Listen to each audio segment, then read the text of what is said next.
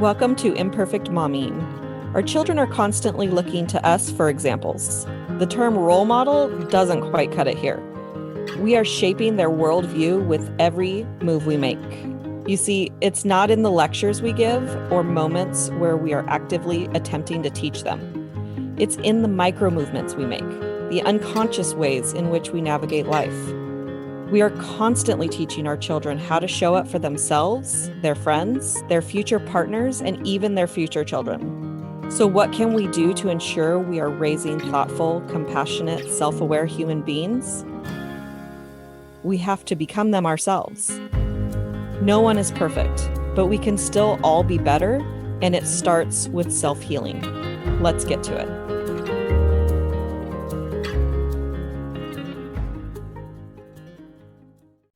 Welcome to Mom Happy Hour. And if you are listening on the podcast, welcome to you as well. I just wanted to jump on here today. Have you ever had one of those days where it's literally like everything goes kind of wonky? Starting with it's 6:45 and you get a message that it's a foggy day schedule, which apparently nobody has but us here in the Central Valley of California. But the foggy day schedule and school starts an hour later, and the drop-off time is when you're supposed to be 30 minutes away where your doctor appointment is at the exact same time. And then you have another doctor's appointment, and that appointment starts at 9:45 and you don't get seen till 10:15. And it's like, how can you be so far behind so early in the morning? And it just takes you all day really to recover from all of these kind of random things. So this was my day today. And to top it all off, we ran out of propane. And because we ran out of propane, we didn't have a water heater that was heating our water. So all of this with no shower. That's like how you start the day and how you can be, I don't know, awake and present and cool and calm and collected, right? So does this happen to you guys? Like, what do you do when this happens? So my answer to what do I do is, honestly, my morning routine is solid. Like, my morning routine is designed for me to be in a good mood in the morning when most of these kinds of things happen. So I wake up, I listen to a meditation, I listen to a positive, uplifting mindset kind of thing. I do a little bit of exercise, and specifically I do about 10 minutes of yoga, sometimes 20, but usually between the 10 and 20. And there's something about yoga and meditation and listening to something that grows my mind in the morning that everything else really just, it's like water off a duck's back. Like, yeah, it's annoying that I have to kind of rearrange what's going on and have to figure out, a different alternative for getting my son to school because I had a 9:00 appointment. I also learned, don't set 9:00 appointments to be, that start 30 minutes from where school drop-off is during the wintertime, because there's inevitably going to be a delay. So if I set all my appointments to be start at 9:30 instead of at 9, then I don't have to worry about what time or how do I get my son to school if they throw in a random foggy day schedule. And the other thing that I do is I don't beat myself up for not knowing that before it happened, for not making a contingency plan before it ever even happened. And this is actually the second time that I had a 9 a.m. appointment scheduled that foggy day schedule ruined. And, the other appointment was with a podcast guest. And honestly, I just asked her, could you move our recording to another day? Because this is what's going on and this is what happened. And she's rescheduled and everything's all good. She rescheduled for 9:30. So I just that was just what was on my mind, in my thoughts this morning or this afternoon or both, and that I wanted to share with you. But the other thing I wanted to talk about is my blog that I wrote and released this morning. So if you want to check that out, it's alicialyons.com. But have you heard the phrase, you'll understand when you're older? I know I heard it. I don't have specific memories of hearing it. Just like I don't really have specific memories of don't ask why, or stop asking why, or stop asking questions. I don't have specific memories of those things. But I know it's something that I heard from someone at some point, because if I hadn't heard it, then it wouldn't be something that I recognize when somebody says it, when it comes across my awareness. So the phrase, you'll understand when you're older, is basically a shutdown. It's basically not knowing the answer to a question. And so you use that as a way to not answer the question.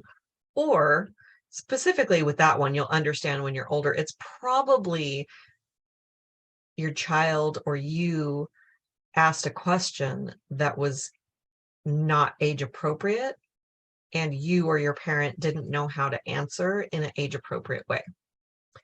The cool thing about that now is that we have access to the internet. And I bet if you Googled how to talk to my 5-year-old about sex, there will be somebody who has an answer. How to talk to my 5-year-old about stealing, somebody's going to have an answer. How to talk to my 5-year-old about something that's inappropriate for a 5-year-old to be out, that they heard, but they're curious about, and they don't have an idea of really what's age appropriate or not. They heard something, they want to know what that means, and they ask the question. There's so many times, like, I'm a writer by nature. Like, I've been writing since I put 2 sentences together. And there are words that I know what they mean, but I can't explain what they mean. And I don't even have any examples of those at the moment. But there's words that I know what they mean in context, and it's really hard for me to explain what they mean. And I will, when my son asks me what a word means, I will Google it, because I want him to have the actual definition of the word and not just my understanding of the word. Because have you ever had those questions? Have you ever had that experience where you think a word means something and then it doesn't actually mean that thing? So I try to avoid that with him. And we've been reading Harry Potter, and what I absolutely love so much is this kid's confidence in his reading ability. Because when I struggle to pronounce a word, it's usually because they split it between 2 lines with the little dash. And so my brain can't really wrap around how to pronounce the word.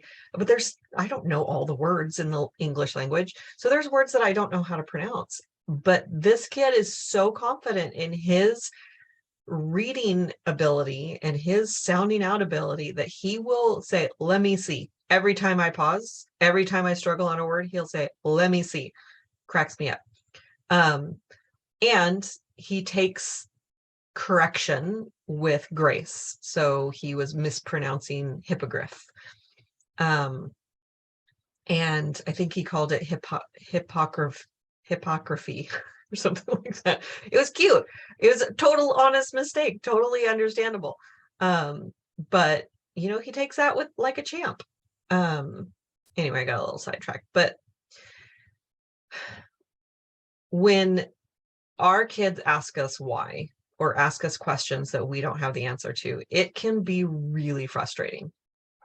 And the reason it can be really frustrating is because it's going to be different for everybody, but things like when you're in school and someone asks you a question and you gave the wrong answer and then you were made fun of, that's going to give you triggers. That's going to make you hate questions.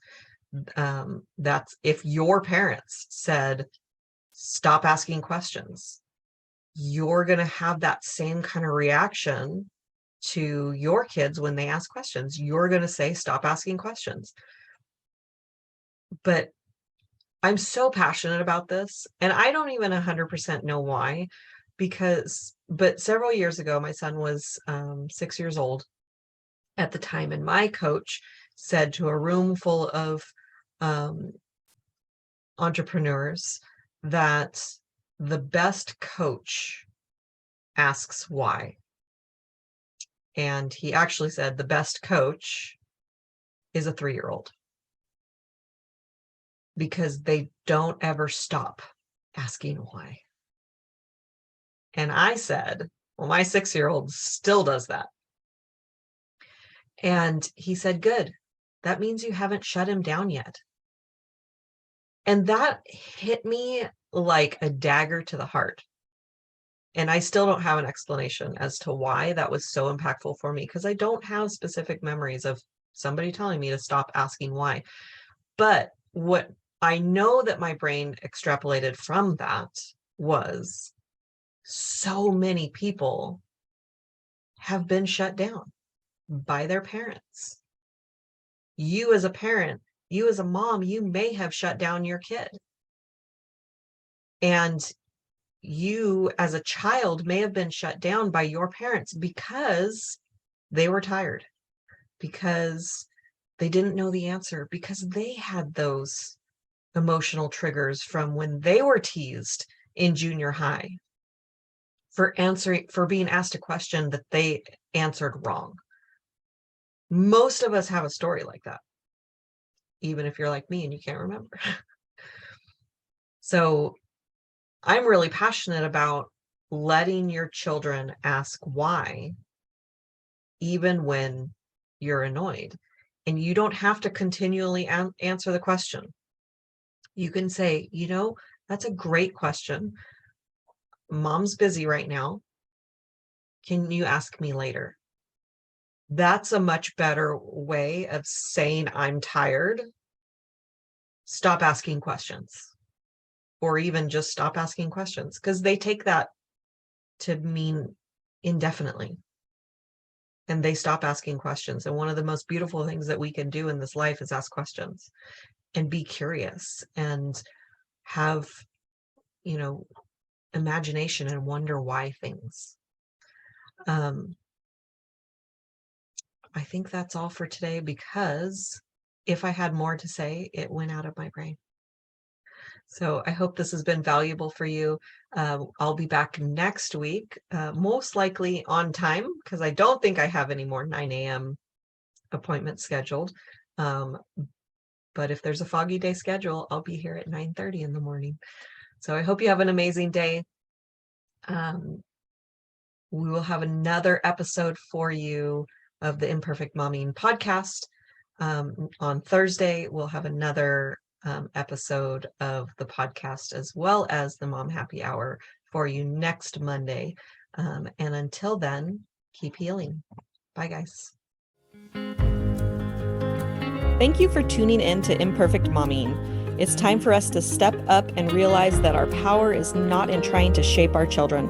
Our power lies in shaping ourselves into the people we want our children to model themselves after. Don't just do it for your kids. Do it for yourself. When you become a more self-aware, compassionate, and confident person, you and everyone around you benefit. For more information about me and my work, visit AlysiaLyons.com. That's AlysiaLyons.com. See you next time.